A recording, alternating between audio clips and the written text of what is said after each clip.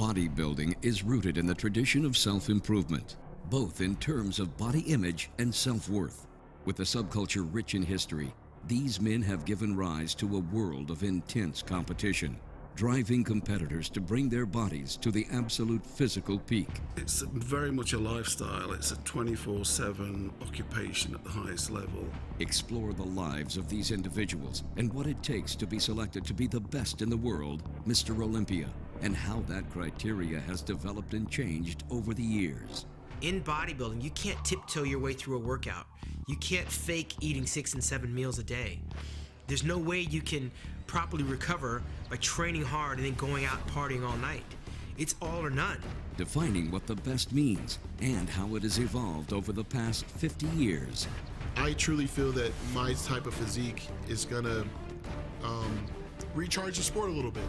This is the evolution of bodybuilding.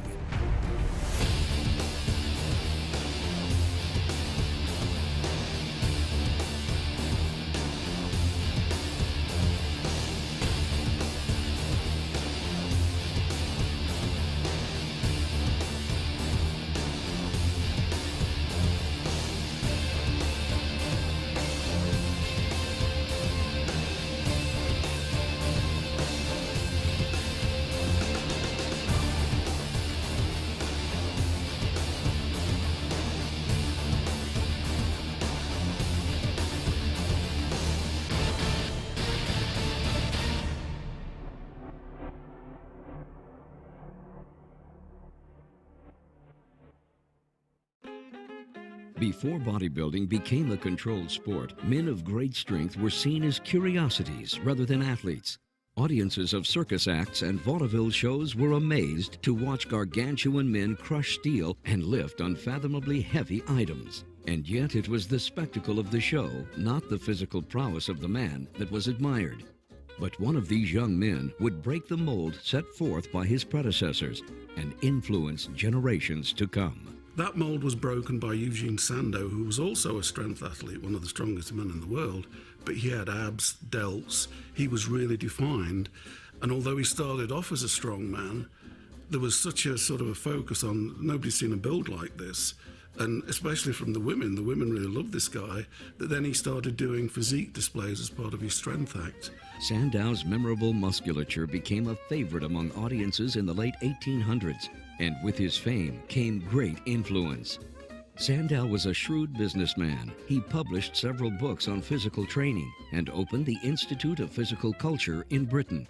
His fitness magazine, Bodybuilding, gave the future sport a name. But Sandow's long-lasting contribution to the bodybuilding world was the very first physique show, called The Great Competition. With a legacy that the entire bodybuilding world owes its success to, Sandow has been unforgettably remembered as the father of bodybuilding. The real first bodybuilding contest was held at the Albert Hall.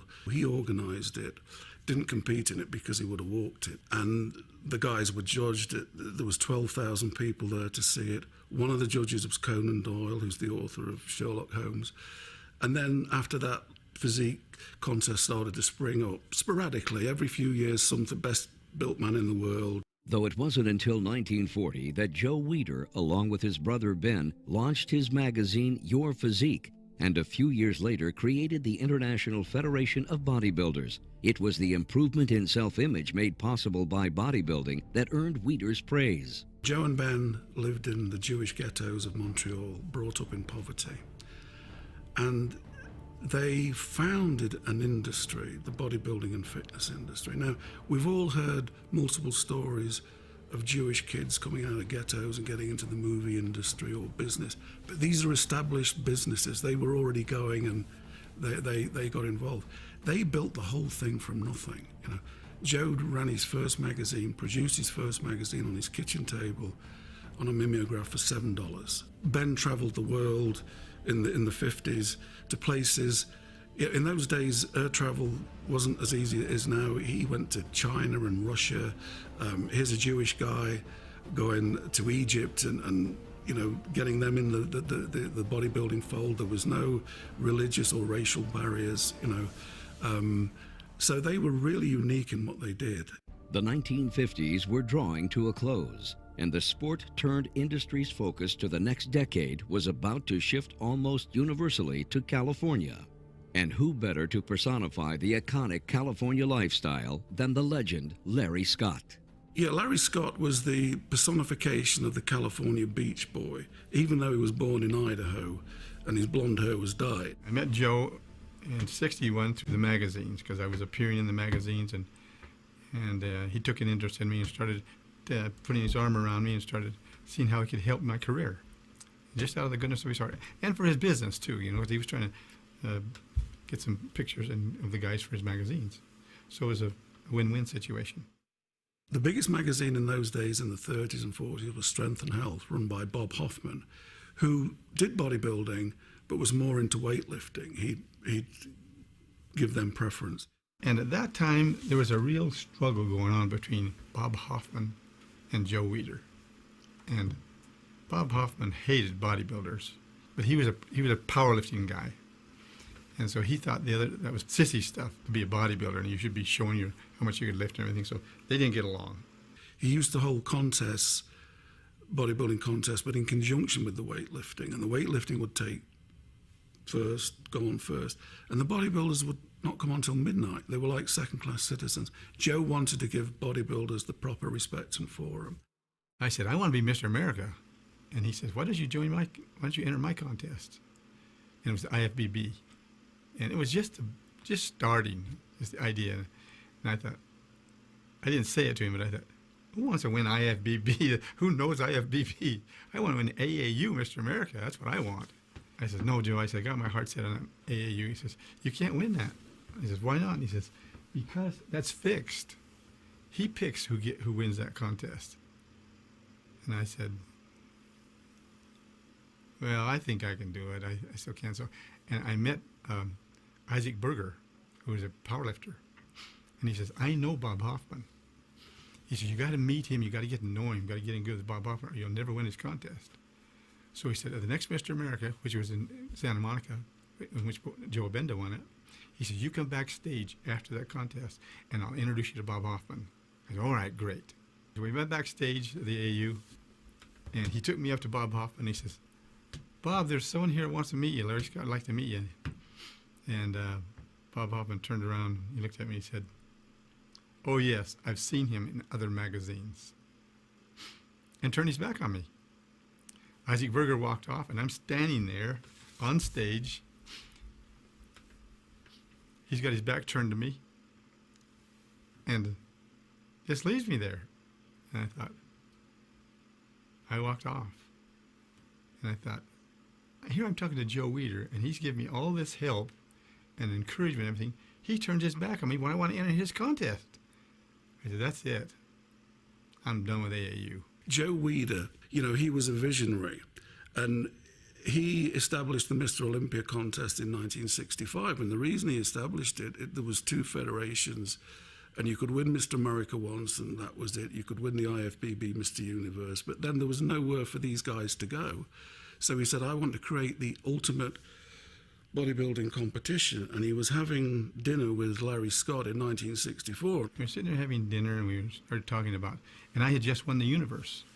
And they said, we need to come up with a contest in which all the Mr. Universes can compete in. All the Mr. Americas, can compete against one another and see who's the best in the world. I said, that's a great idea. Maybe we get Bill Pearl and these other guys that were heroes to come in. I'd like to see how I would stand up next to them. And Joe says, look, we're going to get a new competition, and what are you going to call it, Larry said. And they were drinking Olympia beer. This is a true story. And Joe said, well, call it Mr. Olympia. Let's not call it that. That's a beer. Let's call it something that sounds health-producing or something, like Mr. Broccoli. That wasn't what I said, but something better than Olympia. Well, anyway, I lost. I voted on it. It says, no, Olympia. He says, think of Mount Olympus, like the grandeur of that. And I said, yeah, I can see that. And so we decided then there to call it Mr. Olympia.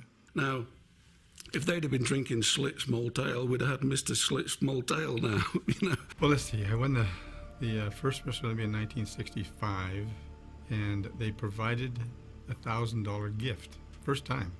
I mean, you had to pay your own way to get to the show. You had to pay your own flights, everything. You had to have a job too, because nobody was paying for your supplements or anything like that. You had to have a job, so you worked, go to attend to the gym, go to school.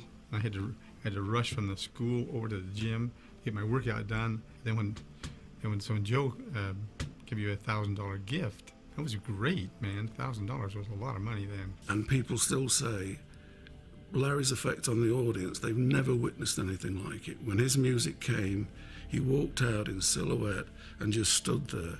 And of course, with those arms and those delts, you could tell it was Larry Scott and the hair.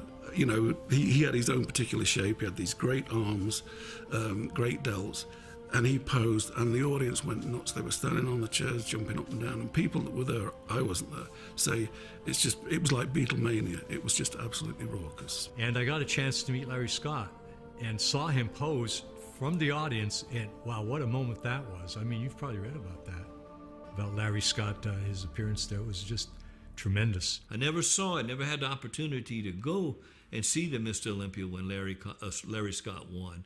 But I remember reading religiously, and he was so impressive in those days. You know, he had that blonde hair, he had that real California look. The next year, we Mr. Olympia, and I said, I'm going to go in this one more year.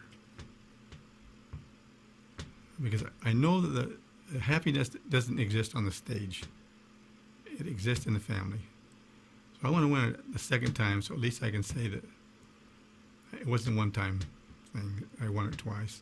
And then I'm going to retire. Larry won the Olympia in 65 and 66 in really outstanding fashion. But he was also aware of somebody coming up behind him real fast. After I was given the trophy for the second Olympia, I said, I want you to appreciate their loyalty and their adulation and everything. And that's what I told him. I told him from my heart. It was a great honor. I've done something for a little Pocatello kid to get this kind of an honor, and I really appreciated him.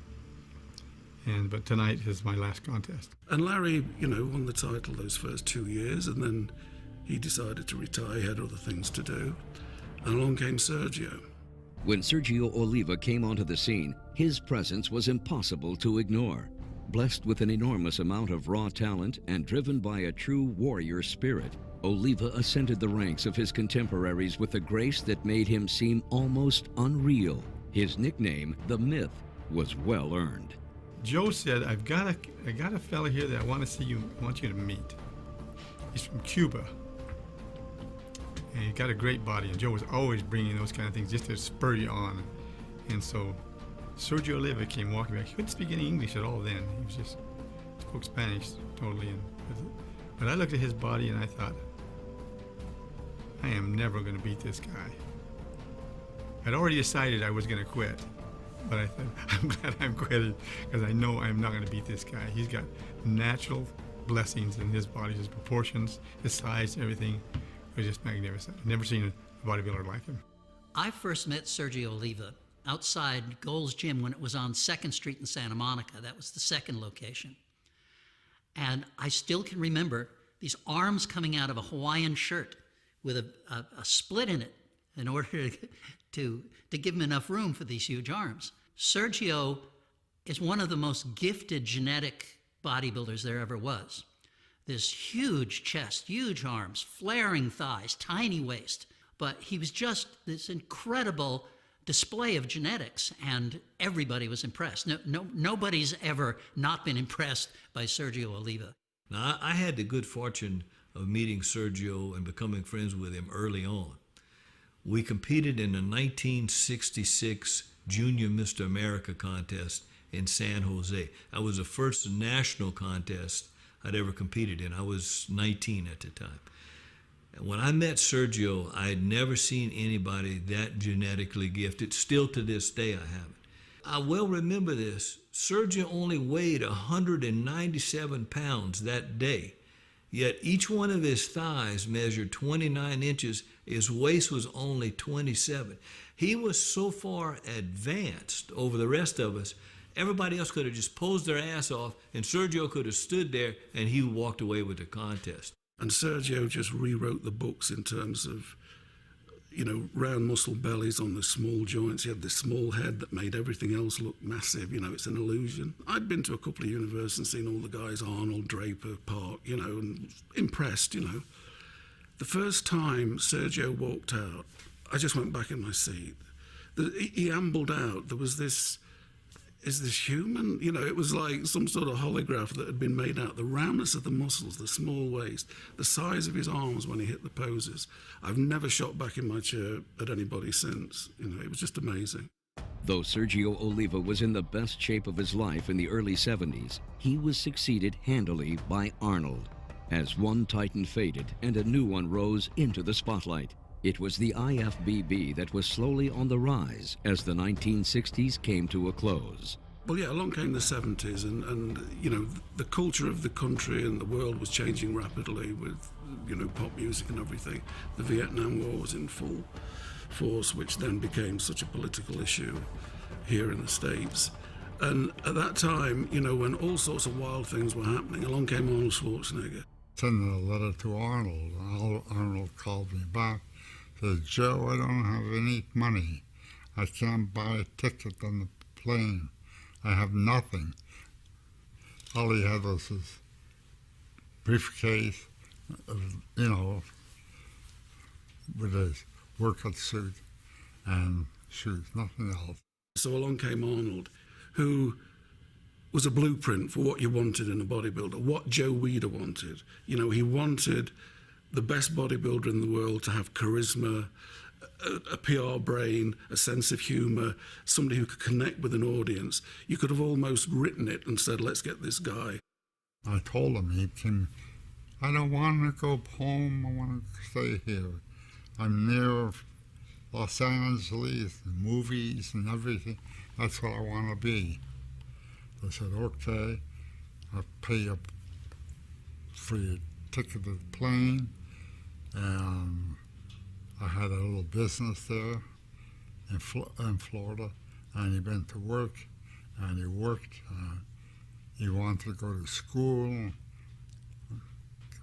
college school. I gave him money, gave him everything he wanted. And of course, his nemesis was Sergio Oliva. And he competed 1-to-1 against Sergio several times, in which a lot of people think Sergio maybe should have won. Just maybe. The problem with Sergio is that he was dealing with Arnold, who is just the smartest bodybuilder on stage ever. At that time, that was the first contest that he was on his mark, he looked good, and Sergio was a little bit off, and everything was right, and Arnold won. Because I well remember, we went back to the hotel that night. It was me, Dave Draper, Franco, and Arnold, and he kept saying over and over, I can't believe that I actually beat Sergio. That blew his mind that he actually had toppled Sergio. And then, of course, a few weeks later, he was able to beat him again at the Mr. Olympia. And it was really his decision.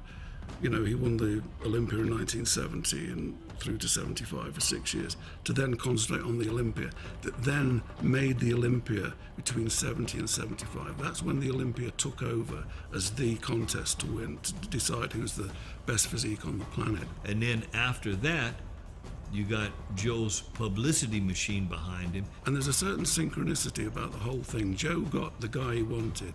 Arnold met the entrepreneur he needed.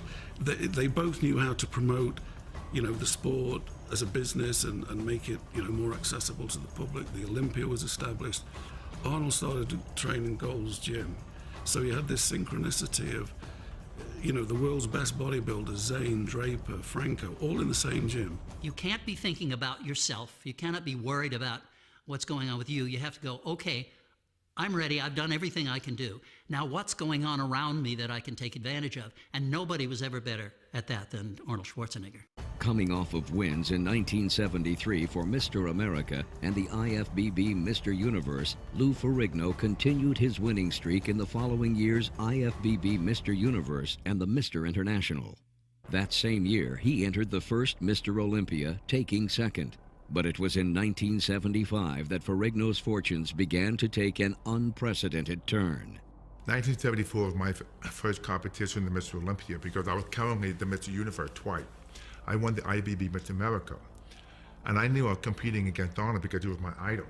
I really wanted to beat him. I was only 21, he was 26.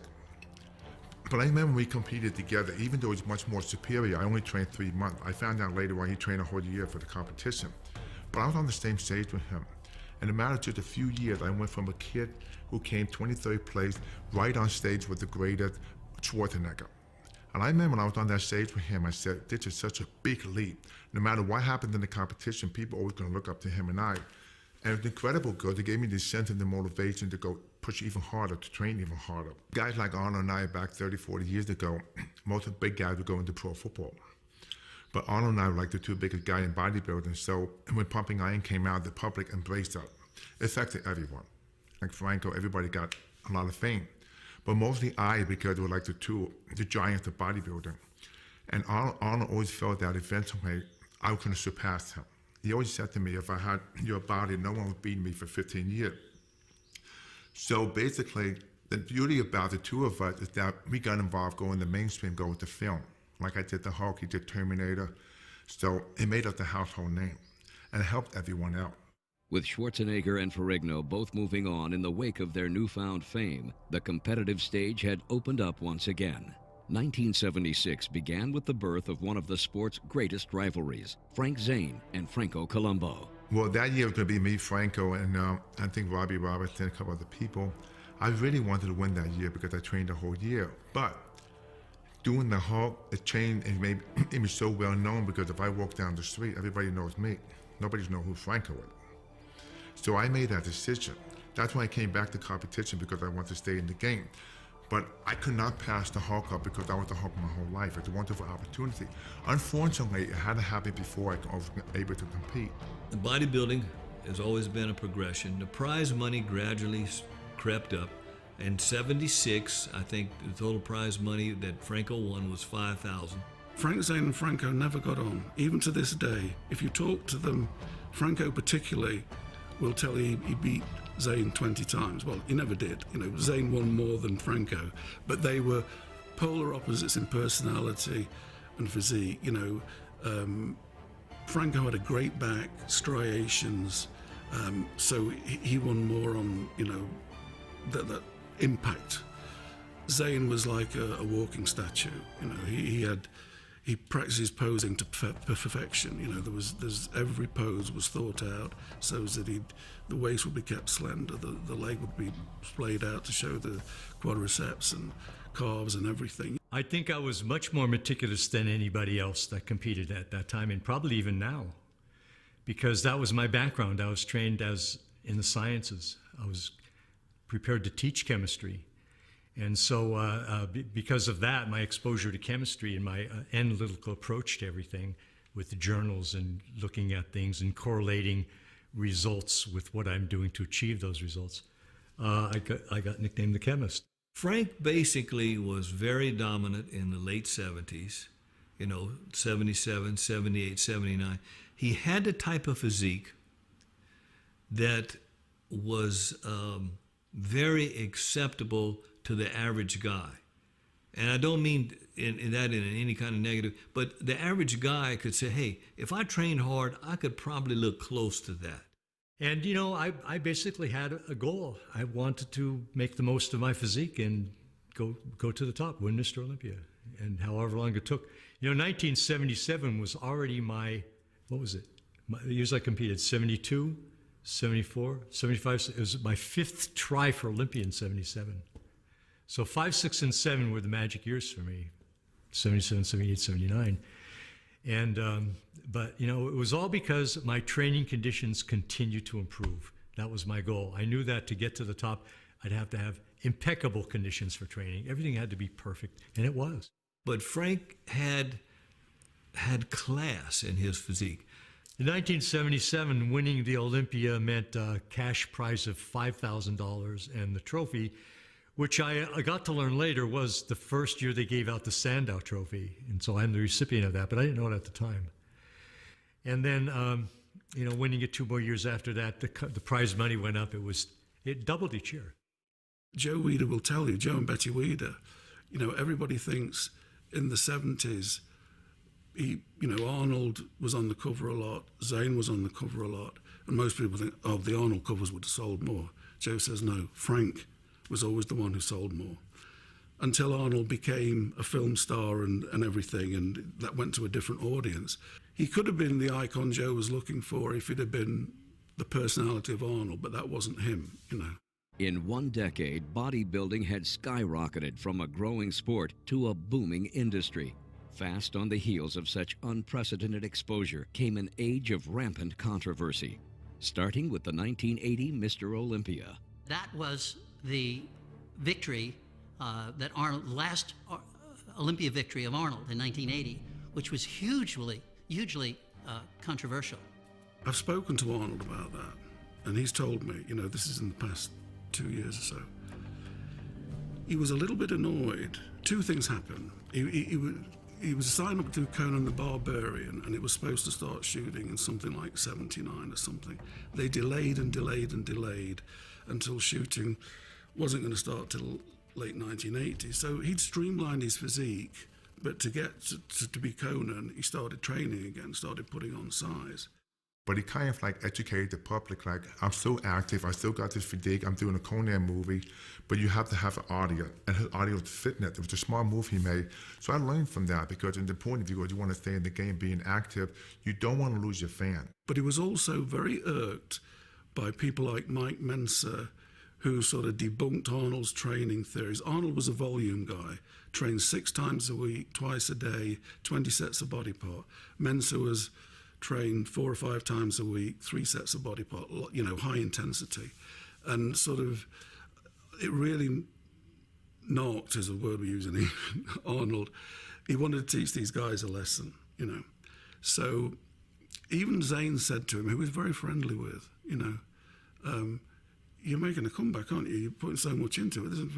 No. He told everybody, no, I'm going to Australia to do commentary for CBS. I'm not going to do it. But what happened is I had an accident where I fell into my swimming pool and basically smashed my urethra and had internal bleed. It was awful. I almost died, went into shock. But I ended up going in the contest anyway. It was an error in judgment. I was encouraged by Arnold to go in. That was his ploy, was to get me. But basically, I think he was getting even for the year before, 79, when I won the Olympia then. I embarrassed him, apparently. He asked me, he said, when I was coming off stage with the trophy, he says, Frank, what's it like to win Olympia this year? I says, Arnold's even better than when I beat you for Mr. Universe. And that really, they aired that, and that really made him angry. And Arnold said to him, Frank, it's not about friendship, it's about strategy.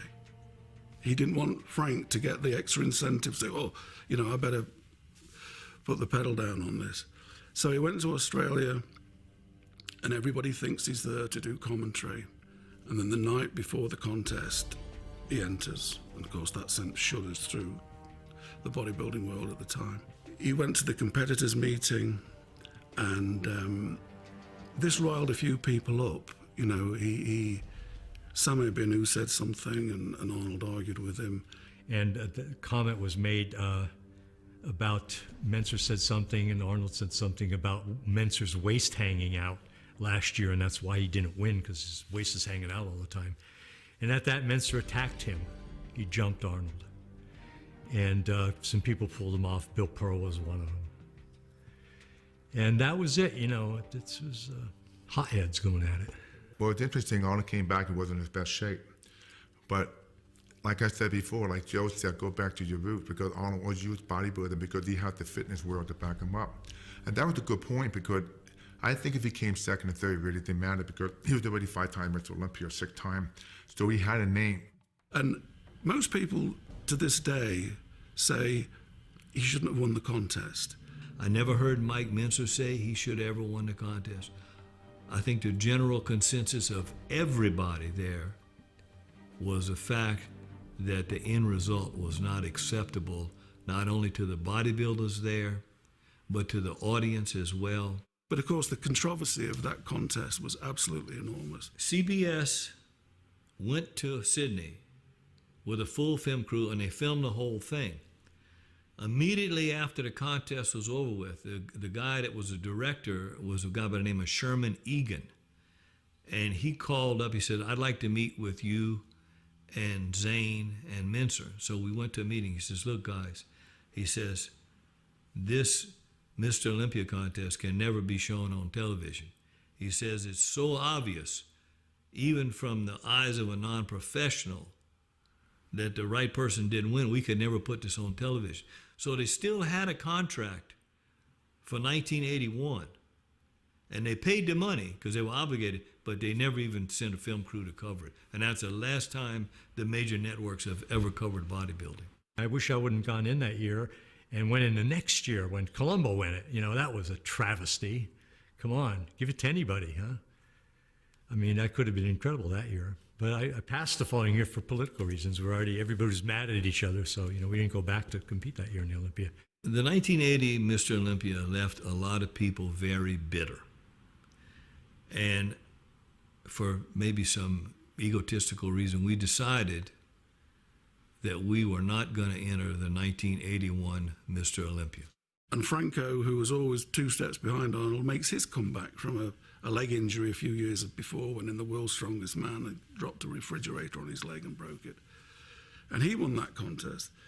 Now, to most people, that was a bigger controversy than Arnold. You can see why Arnold could have won, but not many people can see why Franco was the winner. Once again, Chris Dickerson had to settle for second place.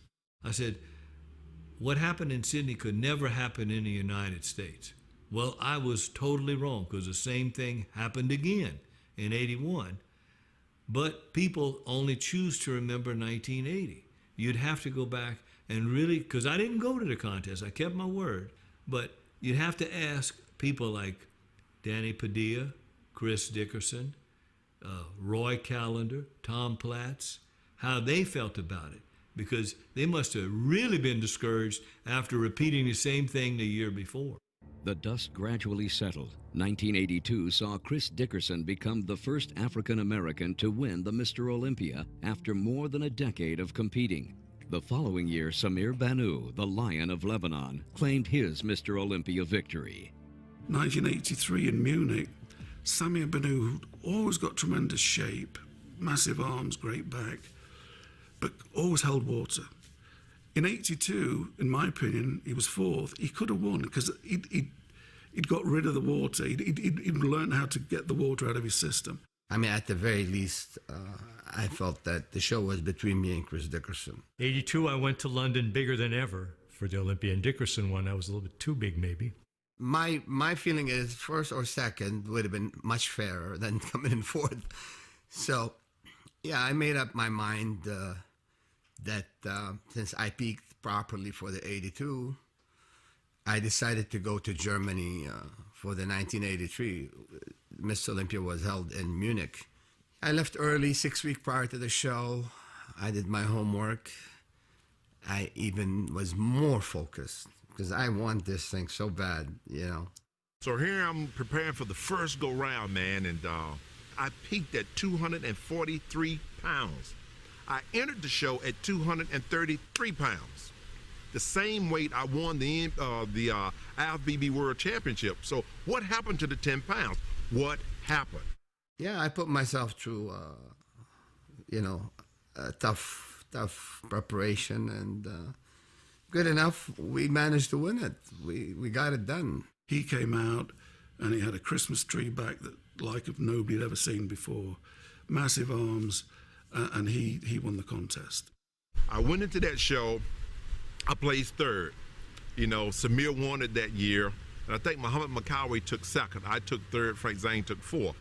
And already I could see the tide turning, you know, as Lee Haney placing third ahead of me and Samir winning it, you know. I figured, well, this is it. I got to retire sometime, you know. Now is it. I'm in great shape. I'm going out looking my best. So that was the last show. I think being Mr. Olympia for Samir, he had to travel a lot of He wasn't as prepared for 1984 as he was the previous year. And I don't think anybody was prepared for Lee Haney. Lee Haney came along with a combination of size and good aesthetics. There was nothing blocky about Lee. He had a great shape. And part of that, by the way, is because I always describe him as a guy with mastodon muscles but not mastodon bones. Haney got into bodybuilding because he broke his leg twice playing high school football. That is, he had this massive muscle structure, but his bones and joints were smaller. That's how come he got the taper. Because I knew when I peaked at 243, with symmetry, balance, with the look of Robbie, with the look of Arnold, and a posing routine like a Frank Zane, but with the movement of Frank Zane or Ed Corning, then that was a winning combination. So that's what I worked upon achieving in 1984. And as I prepared for that competition, I prepared like never before. Lee Haney took notice to me because he saw that I trained so hard. And Lee Haney came up to me, he goes, hey, I'm getting ready to go into the Olympia. Would you like to train with me? He was the most intense guy that I've ever trained with. I mean, intense in every sense of the word. Rich would leave it all in the gym when he trained. I mean, foaming at the mouth, drooling the whole 9 yards. That's how Rich was. And then what was even better is then I went with Lee Haney into New York for his first Mr. Olympia win, and he won that show. And it was just one of the greatest experiences. I turned pro, and my good friend ended up winning Mr. Olympia. All of that came together at that 1984 Mr. Olympia. When they raised my arms in victory, man, I felt I was on top of the world then. And I knelt down on stage, and I thank God for what he had done and what he had allowed me to do. I'm this 21-year-old cocky kid thinking, man, I could go right into the Mr. Olympia, and win the show. And I still knew there was Lee Haney, this Lee Haney who's just at that time was a freak, real wide clavicle, little waist, huge back, thick chest. Rich Gaspari, he was responsible for a certain evolution of bodybuilding until he came along as a pro, made his pro debut in 85, his Olympia debut in 85, and got third. He was 22 years old. And now I'm this kid, 22 years old, coming in third place, and I was like a bit disappointed, and people are like, what are you, crazy? You're 22 years old, your first Mr. Olympia, you come in third place in that show. So I was like, wow, this is easy. I'm just gonna do it again, and I'm gonna win the next year. And it just never came out that way. Nobody had ever seen that hardness, vascularity, and the ripped glutes. This was a new thing. I brought something different to the sport that no one else had at that time, and that was striated glutes. I was known for my butt, for being the hardest bodybuilder at that time. So I set this standard in the sport, and then going into the Mr. Olympia, I became one of the favorites now. It's amazing. Each year brought about something different or another different turn in my life because, as you know, I was a father as I trained for the Mr. Olympia competitions. And then there was all talk in the magazines that Rich is favored to win, Rich can beat Lee Haney. And in my mind at that time, it's like, you know what? Maybe I can beat Lee Haney, even though he was like this guy, my great bodybuilder. Now, mind you, just to remember, we were living in California together. Now we both moved. I moved back to New Jersey. He moved to Atlanta. We still communicated and talked. We were friends, but I was very competitive. And as a friend, I still wanted to beat him. I've always looked at my training for a Mr. Olympia competition, even as the NPC Nationals competition, is my job. I'm going to work. And when I'm at work, give my very best. Don't have slack on anything, because I've been taught that, to work as though I'm working unto God. And if you're working for the master, then you're going to give your all every time around. And I wanted to make a year's worth of gains, because I figured if I didn't compete, that I was going to get better and go into the 1987 Olympia and win. And that ended up not being true until 1988. I come in second again, probably the best condition that I could be in, but again, it wasn't enough to beat Lee Haney. But then there was another bodybuilder, and it was Lee Labrada. He was known for his, symmetry and structure and, the mass with class. Entering the pro ranks at 175 pounds can be a daunting challenge for anybody. Lee Labrada came along at the same time, and there were certain aspects. Lee had great proportions, could present himself well, very polished, big arms for a little guy. You know, in '89, I mounted a serious challenge to Haney for the first time. But I came in a solid second. And I was a crowd favorite because we were competing in Rimini, Italy at the time. And of course, the Italians have an eye for aesthetic physiques, with the Roman heritage and that type of thing. So I was very popular there. And you had Sonny Smith, Vince Taylor, a lot of great champions, Lee Labrada. I think Rich, I called him Rich the Itch, he never would go away. Coming from second and now dropping to second and then losing to Lee Labrada and Vince Taylor. And Lee Haney again won the show. And I geared up for 1990, and I thought that was going to be my year because that was the year that they had the drug testing, and I knew that with my natural genetics and the like, that I would be able to put on a very strong showing.